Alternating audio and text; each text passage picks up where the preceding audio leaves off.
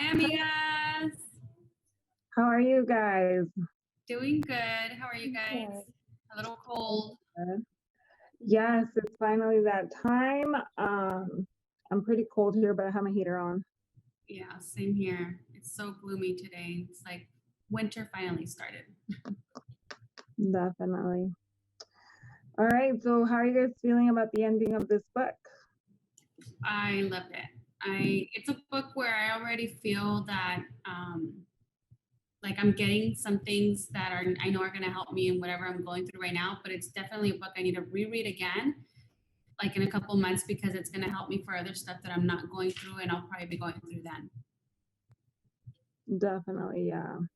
I can agree to that. I actually was thinking about rereading it maybe later on because it has so much information and so many tools, and you can apply these in your personal life, at work, everything, your marriage. So I think it's another one that I would want to read after like downtime if we can catch a break. Yeah, I like that she also adds a little bit of like how to put it towards kids, like with the marbles, the jars, and then at the end she also explains the shitty first draft, the stormy first draft. Yeah, definitely. I feel like you want to get everything on your first run, but it's true, like making sure that you write things down and that they really stick to you so you can apply them to your daily life, I think is something that would require like a second round of reading. So today we're going to talk about, we're going to start on page 221 and then just take it all the way to the end of the book. So we're starting with the section on trust, which I think is really valuable for all of us. I think she went through some activities where I'm like, we should do this as a group, just in our own friendship and in read amigas in general, because sometimes things come up. I agree. I think it really hit me because I know that for me it's hard to trust outside of myself, and I mean, me and Navy are a little controlling. Bettle's a little more willing to let go and kind of trust our opinions. Yeah. That did really resonate with me. Let's start off with it's not a quote, but I highlighted on page 221 that really kind of it's a good start to this chapter. I'm like, oh, okay. Mm-hmm. So it says, we all want to believe that we are trustworthy, even though ironically, many of us struggle to trust others. Most people believe they're completely trustworthy, yet they trust only a handful of their colleagues. And it's like, ooh, so true. Like I probably have just a handful of people that I trust. Yeah. Trust. And then it's interesting because what she's saying is that in order to trust others, we must be trustworthy, right? So how can we expect others to trust us if we can't trust others? Yeah. Right. That is so true. Yeah. So I think that goes back to kind of like some of that like need to control. So this is the part where I thought, and I think when picking a partner relationship wise and then trusting people at work or friendships or whatever it may be, I had never seen trust this way, but it really makes sense as to why it's hard to trust others. On page 222 at the top, she says, in the Thin Book of Trust, Feldman defines trust as choosing to risk making something you value vulnerable to another person's actions. So it's basically like, I'm going to take something that I find very valuable and I'm going to be vulnerable enough to let another person's actions like have a part in it. Yeah. Right? And so I highlighted like that next sentence. He describes this trust as deciding that what is important to me is not safe with this person in this situation or any situation. So just exactly what you said, Jess, but that is so true. I mean, you start distrusting that whatever is important to you, it's not gonna be important to them. So why even trust them with it? Yeah, and it's really shitty because I know I've said this before, and I mean, I don't think I'm the only one that believes it because I think I got it from one of our other books. Is or just motivational speakers where they say, no one's going to value what you find important as much as you do. Mhm. Right. And I'm now seeing that that's just like a lack of trust in others, Mm-hmm. right? Like, I'm going to take something that I really find important and I'm going to trust you with it. That's like, you're risking it, right? But then when you say, I don't trust you with this one thing, and I've said it too, where it's like, well, trust is like relative, right? Like, I might trust you with this, but I don't trust you with that. And so Yeah. it's interesting to hear her say, like, no, if you're saying I don't trust you with this, then you're saying I don't trust you with anything. Mm-hmm. So what I highlighted on that page was after your guys' sentences. To me, this was like the easiest, most simple. No trust, no connection. Period. Mm-hmm. Like that will just tell me if we have a connection, depending on how well our relationship connection, that's how I relate it to, that's how much I'll trust you. Right. So again, like we could be cool, but if it doesn't go past the bigger connection, then it just depends on how much I trust you. So Yeah. and we're huge on relationships and building that. So it goes along with building our trust with each other. Yeah. Yeah. I mean, that's interesting, right? Because it's like, well, if you're saying I don't trust you, then do we really have a connection? It's like, no, right? So People don't that do was that. really, Some What? people don't do that. Or they don't like I know people that they have all these relationships and they know people, but they trust nobody, like regardless. And I think that goes back into something more that she talks in later on in the book about like their self experiences yeah. and their ego. And it goes into on and on about why there's other barriers and boundaries stopping people from trusting others. Mm-hmm. And it's not even other people, it's really like within yourself, the issues you have.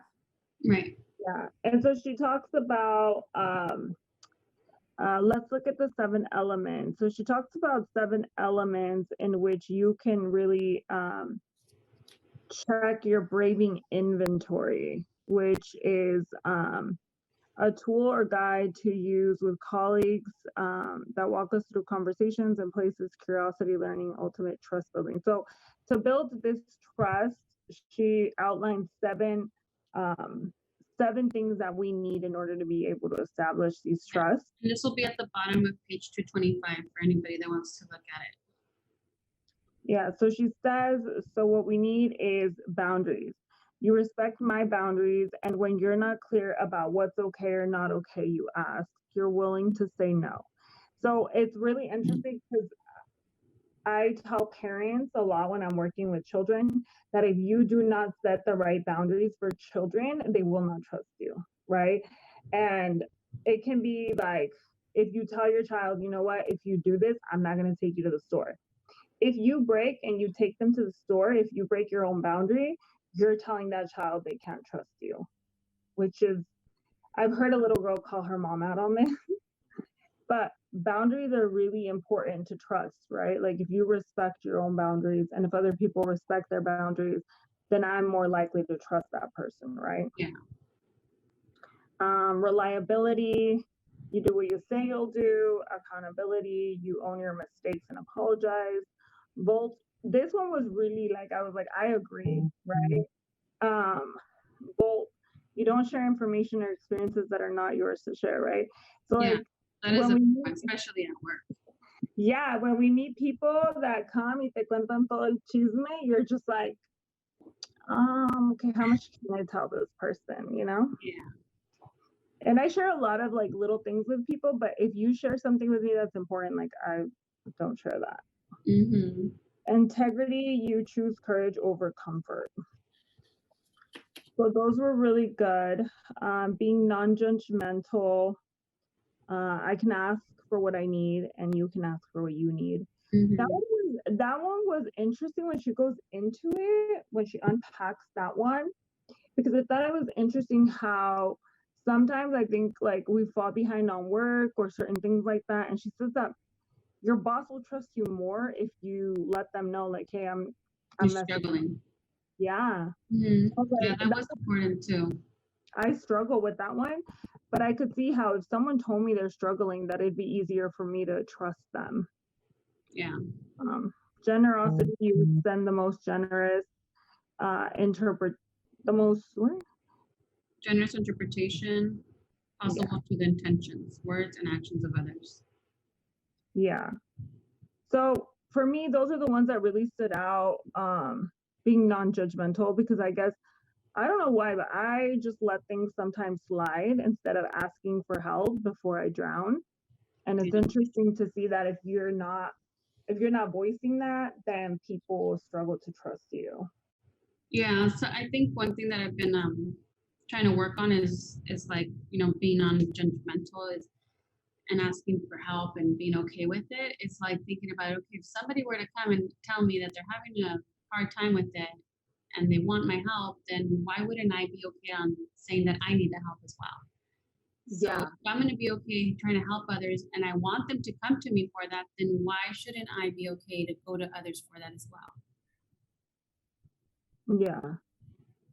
And I think for some of these, like generosity, boundaries, I think we're pretty good at this as a group.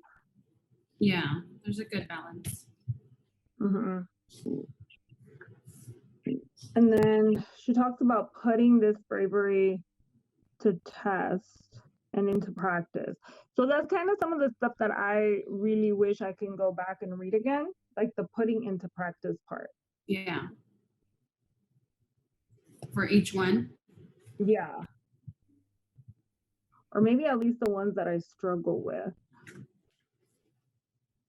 On page 227, they talk about an integrity partner. Do you guys have that at work? I think I do, yeah. I used to. Yeah. Well, no, actually, I still do. There's somebody else still that I can.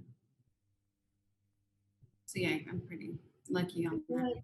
I feel like I don't know. I don't think I do. Which is like, You kind of have like the certain people for certain things. yeah, like everyone is.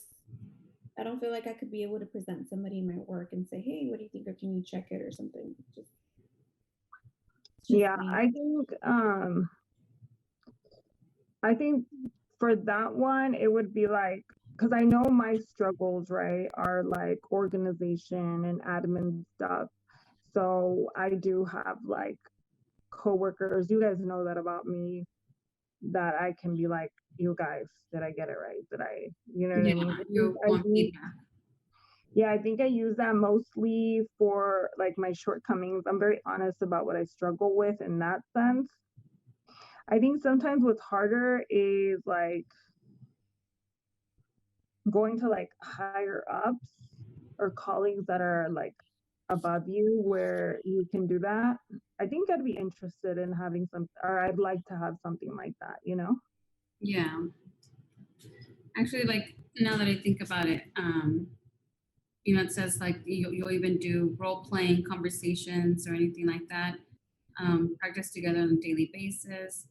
And with my boss, actually, it is pretty open like that with him, where we will tell him, this type of customer is like this type of personality. I just don't know how to deal with him. And he'll be like, okay, well, let's role play. And we actually do a lot of role playing at work with him, which is actually pretty fun. And anytime we're sending out a proposal or anything that's like a tough email to fix a situation or an issue that we're having, I mean, it's very open where I always send my drafts to him. And I'm like, what do you think? Did I word it right? And he'll help me through it. So actually, that's something that's very open with him. And I think everybody can go to him. Yeah. And I had my old supervisor was like that. That's pretty cool. Right. For me, what else stood out? On page 233, one thing that I know that for me is a big, I don't know if it's like, well, I think it goes back to like authenticity, which is one of my values, but it says, I focus on integrity, on matching actions to words. And I think when people talk, but it doesn't match their actions, it's really hard for me to trust them. Yeah. Yeah, it makes sense. It brought up I don't know if you guys caught it, the marble jar. And remember they mentioned that at the beginning of the book. Yeah. So I need to like put this somewhere up in my room and like remember do marble jars because I feel like I'm the type that would benefit a lot. And with the new year coming around and just really like being aware of like where I'm pouring and who's pouring into me and setting up the boundaries. And I'm like, wow, like I've been I've been giving away my marbles. Yeah. No one's giving me any. I think did that kind of click with you when you started your business? That and honestly, I feel like for me, COVID brought me closer to my loved ones. And then I realized who were my loved ones and close ones and who were really, you know, like this is how I see it. If you didn't talk to anybody and during COVID, nobody reached out to you, then that shows you a lot, pretty much. Because I feel like Those are COVID is a time of impact. I'm not saying like hang out or whatever, but how are you doing and how's everything or how are you handling the situation? Mhm. That's like a wake up call. And yeah, I got closer to a lot of people, but I feel like I was giving away a lot of marbles. yeah, that totally, yeah, that's so true. Mm. And then what did you guys think about basic self-trust? And a lot of times I feel like this goes back to like, do you guys remember the quote like, you can't love someone until you learn to love yourself? Oh yeah. I think that was like a quote somewhere, right? Maya Angelou or I don't know, but I mean, I use it all the time and hear it all like the time. don't tell me I love you when you don't love yourself. Mm-hmm. Yeah. And it's like, you know, when you go through the steps, it's like, do I keep my own boundaries? Am I reliable to myself? Am I accountable to myself? Do you guys remember how we were talking? I don't even know which book we were reading where we were all like, okay, it's so easy for us to keep our word with other people, but not ourselves. Probably on the subtle art. Which book was it? Probably the subtle art. I'm not giving a No, fuck. I kind of think it was Girl Wash Your Face. Which one? Girl wash your face? No, I think it was Girl Wash Your Face. Mm-hmm. Where she was like, we're so easy to like keep our promises to others. Yeah, girl, wash your face. Oh yeah. Rachel Hollis. Yeah, that's true. Anyways, the point is she, you know, she brings it up in here. Like if we look at self-trust, like yeah, like do I keep my boundaries? Like if after I say them, am I the one breaking them or other people breaking them, you know? Yeah. And if Yeah. I'm the one breaking them, then can I really trust myself? Mm-hmm. It's pretty cool because after that, on the basics of self trust, it starts with the 7 elements again, but it's all for yourself, all questions for yourself. Mm-hmm. Am I Yeah. respecting my boundaries? Could I count on myself? Did I hold myself accountable? Did I honor the vault and did I share something I wasn't supposed to? That's like really cool to do a self checklist, you know, and if you're sticking to it or not. Yeah, those were all pretty good. And again, Super important. yeah, and again on 235, I like that she does tell you like, if you need to improve some of these for yourself, this is how you do it. It says trust is built in small moments. If you struggle with reliability, make a small, doable promise to yourself that are easy to fulfill until you get a flywheel of reliability going again. So it's like she tells you again how you can work on it, how you can work on trusting yourself again. Mm-hmm. So I highlighted something. So it is page 235. I think it's close. If you struggle with boundaries, set small ones with your partner, like you will not be responsible for both cooking and cleaning up after dinner until you are adept at putting boundaries into action in a more meaningful way. That's how you fill your own marble jar. And never forget, we can't give people what we don't have. Mm-hmm. Yeah, that is a very good, strong one. I didn't highlight that, but I'm going to be highlighting that right now. Yeah. Mm-hmm. That's a good one.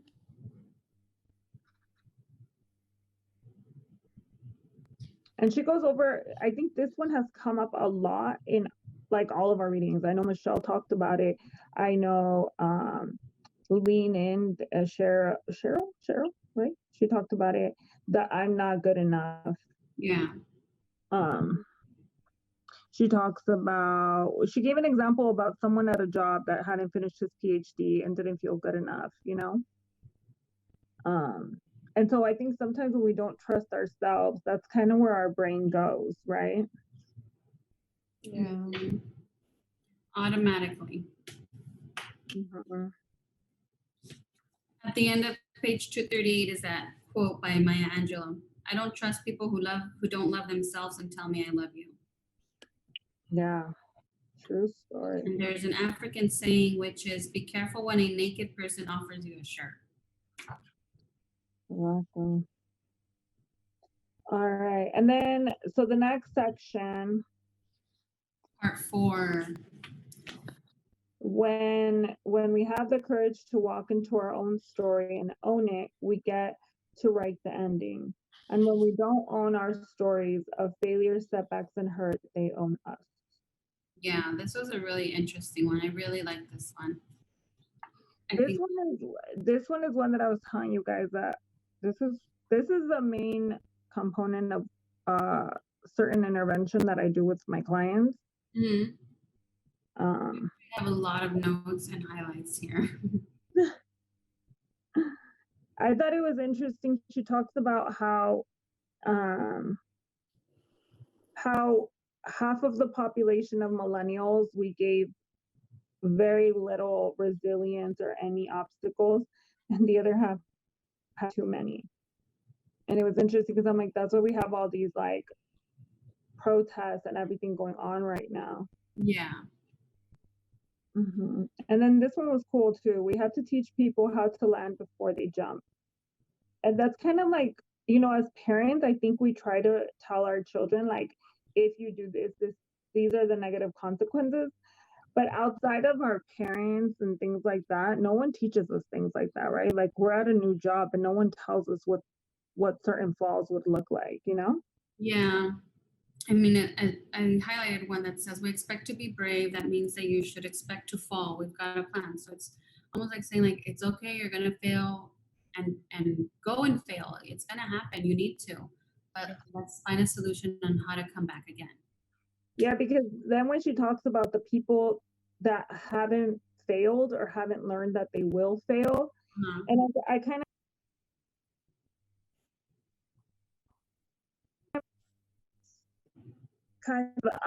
the idea of everyone gets a trophy, right? Where like kids play a sport, but it's not just the winner that gets, sorry. So then we're kind of like not teaching people that they can fail or they might fall, Mm-hmm. right? And then when they go out into the real world and have to face all these obstacles, it's really hard for them. Yeah. There was a lot here that I can. I felt that I can use it towards the kids. So, you know, I was telling you guys because she uses this whole story about the ham folded.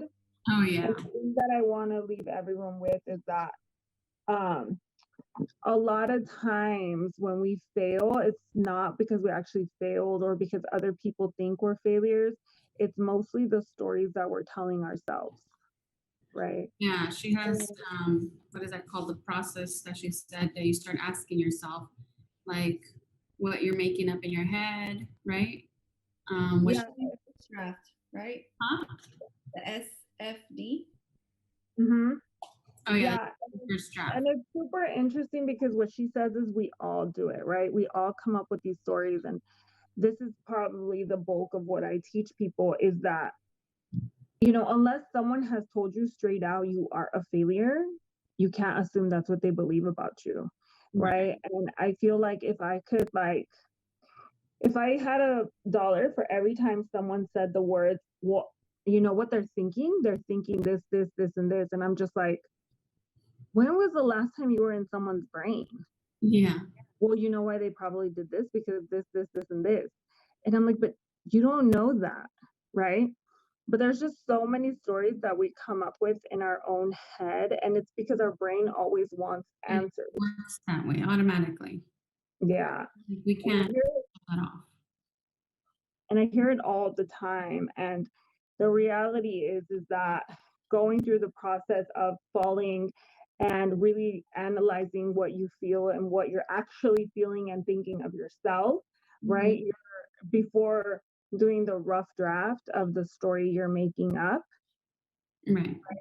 And I think it's really cool the way she says, and for anyone in a relationship, I always say, like, it's really hard for your partner to know what you're thinking. So just like the story that she mentioned in the book with her husband, when he gets home and he's complaining about how there's no ham or there's no dinner, and so she goes off saying like, "Oh, are you complaining that I didn't make dinner?" And realistically, when she talks to him about it, it's just stories that she's making up in her own head because it was nada que ver and not related to what he was trying to say. Right. Mhm. Yeah, and I think that's why this is the most important thing because we do it everywhere. Like, Yeah. I like even that she put this the is her. steps that sorry, she put the steps that we do, and you start off with the story that you start telling yourself, the story I make up, and I make up that, and whatever comes out. So it's a whole little process that it just starts working in your head. What am I making up? What am I gonna say? And then you finally say And it's really interesting because every time I hear things like this, I'm always like, who told you this? Like, I'm so confused. it. Like, when everyone has a story of like, well, I'm pretty sure that this person told them this and that's why they're being this way, or I'm pretty sure that the reality is that they're jealous of so and so and that's why they're acting that way. And I'm like, and I always tell my patients, or my clients when they're like, yeah, they didn't say hi to me, which means, they're acting all weird with me. And I was like, what if they had to fart and they were really trying to get to the restroom? You know? Because at the end, when she asked him, so what was that grunt about? And he's like, I'm hungry. I was like, exactly. Like, Yeah, and he's just like, why would I yell at you? I'm the one that goes grocery shopping. I know that I haven't bought any. yeah. And it's like, I'm mad at me because I'm hungry. Like, Yeah. and it's true. Like, and I tell people, like, it has He nothing. had just put it in his head and played it out like, damn, I'm gonna get home and make this bomb sandwich. So he was just so pissed that it's like, damn, there's no ham. Yeah. Yeah, and I think the main thing that we need to remember is that when we make up these stories or we have this pain, but we don't really feel the pain and process it, the way we actually offload our pain is kind of hard. We start yelling at our kids. We go to work, we get mad at people at work. She talks about numbing again, how hurt people will just go numb. Um, but sooner or later, it all, piles up. Bouncing her, you start blaming others, you start telling others that they're the problem instead of really looking at yourself. Um, Stockpiling. Which one did I highlight? Maybe it's that one. So stockpiling is one of my jobs where I work. That's the reason I'm employed is because I work at a Yes, primary you're kind care of breaking setting up a little bit. and I have patients that are my head hurts, my back hurts. Sorry, can you guys hear me? Okay, you're better, I think. You're back. We lost you. Repeat what you just said. So I was saying the stockpiling hurt on page 254. If anything you guys take from this, remember this. Like, if you do not process your pain, one of my jobs, I work at a primary care setting, and patients will come in and it's like, my back hurts, my head hurts, my stomach hurts. I feel horrible. I think I have stones. I have pain in my throat. And the doctors do so many tests. And what people don't realize is the more you pile those emotions, by your 30s and your 40s, and I see even in children, that bottle up all their feelings, their body will show us. Wow. It's really sad. Like, They're not you know even sick of anything. yeah, or they get really sick because they've been piling all their emotions. People with anxiety will have a lot of GI tract issues and a lot of body pain. Like, the pain is real. the only way to treat it is to actually process their emotions. So it's pretty amazing the way, if you're not gonna say it, your body will. Yeah, I remember, I think it was the beginning of this year, Jess, that I had reached out to you, that it was just, I was just going through a hard time with my little niece. Every night she would just start to cry and say that her stomach just hurt so much. I don't know. I think they went to the doctors or to the ER because it was at night, ready to go to bed, Mhm. because she just couldn't handle the pain in her stomach and they didn't know what it was. And Mhm. Jess was like, she has anxiety. Like, she just has anxiety. Help her do some meditation. And I sent these videos to my sister in law, and I was like, just talk to her and, just reassure her, do some activities and meditations at night. And yeah, little by little, it just went away. There was no pain. And like my mom was like, dale este té y una sobada, and then do these pills. And then while she's eating this, don't have her eat that. Like, they changed her diet, I don't know how many times, like, poor little girl. But I mean, it made sense. There was so much, like, whatever she was going through, it was just some anxiety or something, that it was just her not letting it out. Yeah. And then she talks about Umbridge. If you guys ever watched Harry Potter, that one's, someone that tries to show off their life as perfectly pretty and pink, but they're really just hurting inside and hurt others, right? Mhm. And we've all heard hurt people hurt people. Yeah. Or have you guys done the in for 4, hold for 4, and out for 4, and hold for 4? Yes. I do that with all my I clients. practice that a lot. It really helps. The box breathing. So yeah, so I think a lot of this stood out to me because it's what I work with, it's what I do. Yeah, there's a lot of tools and practice, like exercises to do. Yeah. And so if you guys look at the over functioning and under functioning, Oh yeah. those anxiety people, Uh-huh. perfect. Yeah, I highlighted a lot there on describing the over functioners and the under functioners. Yeah. And that's why some people will have anxiety and they're really perfect people. And then some people will have anxiety and they're a mess. Mm-hmm. And people will be like, what do you mean they're anxious? They're not worried about anything. Look at their life. And I'm like, no, because they're under functioning. Yeah, I really never thought there was, in both sides, but it makes sense. Yeah. I like that after all the, anxiety of being in under functioning and over functioning, in the bottom paragraph on page 257, she gives you all the problems that these people can have, right? And then at the bottom it says, the good news, calm is equally contagious. It's like, Yeah. I have been other in a people room. out, but the same thing is, if you stay calm, the other people will stay calm as well. Yeah. So when you have one person panicking and the other person jumps right in and joins them, oh, it's a perfect shit show. Yeah. All right. Yeah, this last paragraph chapter was so good. There was just so much to try and do exercises with, different people, work, Yeah, home. and if anyone wants to take something away from this one, on page 263, Uh-huh. asking yourself these questions at the bottom after you make up the story, right? Like, I think this person's mad at me because of da da da da.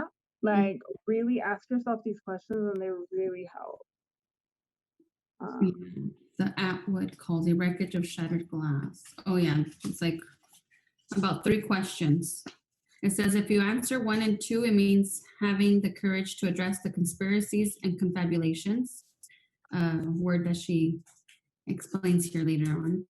And answering the third question requires emotional literacy, being able to recognize and name emotions, the same skill required in empathy and self-compassion. So, as a therapist, guys, A ver. my recommendation is, if you can answer 1 and 2, but you really can't answer 3 and it's really consuming you, talk to a therapist. Okay.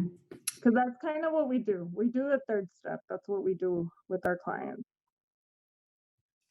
So she says, I'm just going to skip over to 267. The three most dangerous stories we make up are the narratives that diminish our lovability, divinity, and creativity. The reality check around our lovability. Just because someone isn't willing or able to love us, it doesn't mean that we are unlovable. The reality check around divinity. No person is ordained or to judge or divinity or to write the story of our spiritual worthiness. The reality check around our creativity. Just because we didn't measure up to some standard of achievement doesn't mean that we don't possess gifts and talents that only we can bring to the world. I loved those. I highlighted all that. Yeah. So again, I think it really got me thinking. I'm excited for our next book. So do you guys have any last things that you guys got from this? No, like I said, I this is definitely almost like a Bible, something to always go back in, every 3 or 6 months and help you out with whatever is going on then in your life. I'm sure it will help you or answer anything that you're going through at that time. Yeah. So the last thing I would say, let's do, girls, is a joy and meaning list. She says how when you make a joy and meaning list, you realize that the success and things that you're fighting for sometimes don't measure up. Where is that at, Jess? The last page. The last page, okay. Yeah. I was actually thinking about that since Jess, we were looking forward to doing our vision. A vision board? Yeah. I thought about it too. I was like, we should do this, maybe. I'm like, we should totally do this because again, gratitude is something that I like to practice every day. And I think it's kind of the same thing, right? You look at the things that bring joy to you. So, yeah, she had given a good example that, her and her husband, they talk about what brings them joy. And it's like the exercising, date nights, healthy foods and family time. And then they get consumed with just like work and daily life. And she's like, wait a minute, we're not staying with the things that brings us joy. Like, why are we getting away from it? So they need to kind of, retract. Yeah. So ladies, let's choose courage over comfort. Let's choose our hearts over armor and choose the great adventure of being brave and afraid at the exact same time. Amen. Amen. That's the wrap. This is an awesome book. Read it. Stay tuned for the next book. I'm super excited for a new year. 2020 has really, like Nady said, like it's really let us see what's important, right? Who are those people for us? Who do we want to be there for? And really, I think we've realized what really matters, right? For God's sakes, this pandemic taught us how important toilet paper was. Who would have ever thought that, right? Yes. Everyone worried about money all their life, and then a pandemic happens, and everyone's worried about toilet paper. Taking a shit. It's like that's how basic the reality is. Our basic needs is really all we need, Yeah. So I loved it. Happy 2020, ladies. Happy 2020. We will be back with a new book starting the new year, refreshed and starting all those new resolutions that everybody always makes. So have a safe and happy holidays, everybody. Yes, happy holidays. Share, like, and subscribe. Hit the little bell so that you know when we post new things. And, just bring more amigas, bring more people, whoever wants to join. We start January again. Start thinking about new books. Yes. All right. Talk to you girls. Bye, amigas. Bye. Stay safe.